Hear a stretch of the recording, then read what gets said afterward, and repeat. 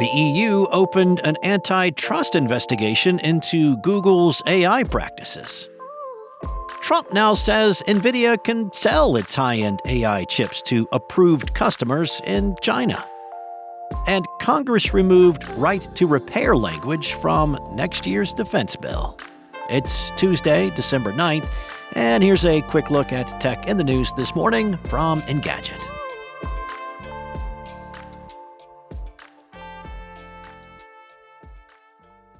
Google is no stranger to scrutiny from government bodies, such as the U.S. Federal Trade Commission and the U.K. Competition and Markets Authority, as well as the European Commission.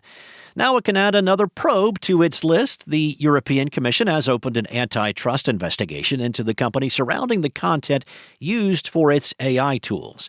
Namely, the Commission is looking into two things, starting with whether Google used web publishers' content for its AI overview and AI mode services without appropriate compensation, or the option to refuse the use of their materials. The EU executive body stated in its announcement, many publishers depend on Google search for user traffic, and they do not want to risk losing access to it. Now, the second prong of the Commission's investigation will look into Google's potential misuse surrounding AI. It's digging into whether Google has used content uploaded to YouTube for training its generative AI models. As in the first case, the Commission is concerned that YouTube creators are not receiving proper compensation or the option to refuse. In its overview of the investigation, the Commission noted that creators have to allow Google to use their data in return for uploading media on YouTube. It added that Google's rival AI developers are unable to use any YouTube content for training their models.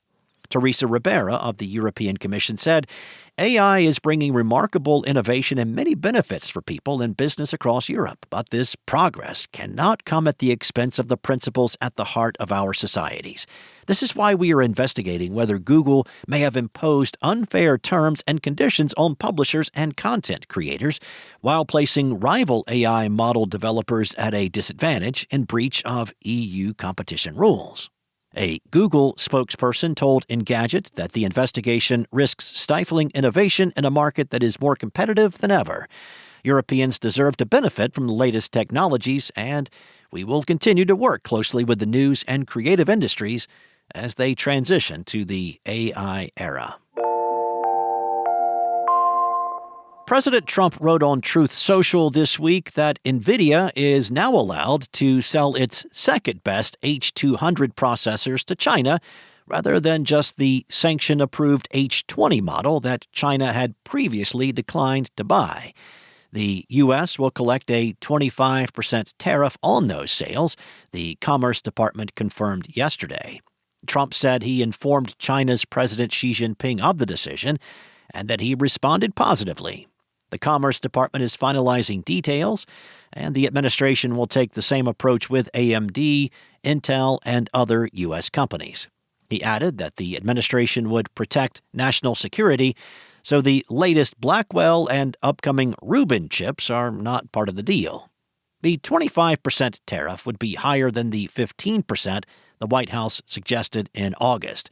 Though the administration will not allow NVIDIA to send its latest high-end chips, it was reportedly concerned that the company would lose business to Huawei if it was completely shut out of China's market. No details about the number of H200 chips or which companies would be eligible to buy them were released. NVIDIA said in a statement offering H200s to approved commercial customers vetted by the Department of Commerce strikes a thoughtful balance that is great for America. The decision is not without controversy, though. Several Democratic U.S. senators called it a colossal economic and national security failure that will aid China's industry and military. Republican Representative John Molinar put it in even starker terms. He said, NVIDIA should be under no illusions. China will rip off its technology, mass produce it themselves, and seek to end NVIDIA as a competitor. Despite the current restriction on Blackwell B200 processors, $1 billion worth of those and other high-end NVIDIA chips have made their way to China via black market sales. That model, along with the H100 and the H200, is far more capable than the H20 chip, which was designed to comply with export restrictions for sale to China. NVIDIA has said that the B200 chip is almost 10 times faster than the H200 for some jobs, and the H200 is 6 times faster than the H20. Washington's approval does not mean that China will purchase NVIDIA's chips, as Beijing has previously told companies not to use U.S. technology. Huawei is currently the most advanced company in that regard, and recently unveiled a 3-year plan to catch up with NVIDIA and AMD. However, AI chip experts like Richard Windsor have said NVIDIA's tech is still far ahead of anything that Huawei or other Chinese companies can currently produce. According to a statement from the Public Interest Research Group, the National Defense Authorization Act for fiscal year 2026 has removed language that would have granted the U.S. military the right to repair its own equipment rather than requiring it to use official defense contractors for maintenance. Now, this bill is still being considered by Congress, but it is uncertain whether the right to repair language is likely to be reintroduced once it has been removed. U.S. Public Interest Research Group legislative associate Charles Schuyler said, despite support from Republicans, Democrats, the White House, and key military leaders, troops will keep waiting for repairs they could perform themselves. Taxpayers will keep paying inflated costs, and in some cases, soldiers might not get the equipment they need when they need it most. A bipartisan bill from Senators Elizabeth Warren and Tom Sheedy was introduced earlier this year to allow the military right to repair access. The topic has been a more piecemeal affair for laypeople in the U.S., with some states enacting their own laws and federal regulators sometimes intervening to offer consumers more choice in how they seek repairs.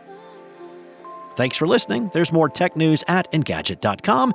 This episode featured journalism from Sarah Fielding, Steve Dent, and Anna Washenko, and it was voiced and produced from the sound studios of Spoken Layer.